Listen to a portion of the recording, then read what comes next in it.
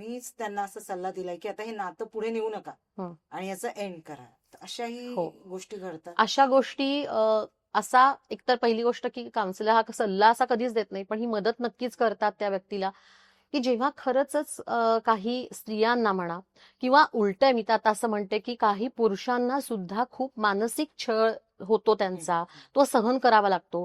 शारीरिक छळ सुद्धा बायका पुरुषांना करतात असे सुद्धा खूप केसेस आहेत.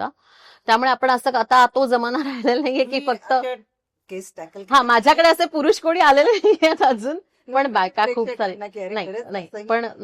पण असं घडतं. म्हणजे ऐकलेले आहेत कोणाकडून तरी केसेस, पण बायकांच्या बाबतीत हे जास्ती घडतं.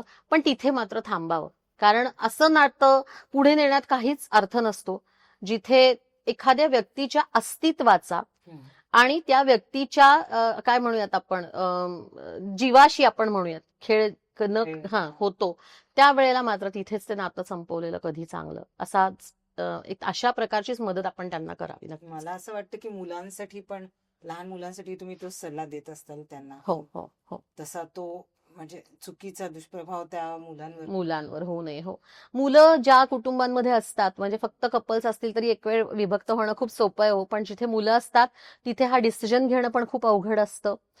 पण तिथे पण मी तेच सांगते की पुन्हा एकदा मुलांचा विचार करून दोघांनीही एक संधी द्यावी, त्यांचा विचार करावा आणि पुन्हा एकदा परत पहिल्या नोटवर येऊन जर ते छान एकत्र राहणार असतील तरच त्यावरती त्या एकत्र येण्याला काहीतरी अर्थ आहे, हे पण तितकंच खरं.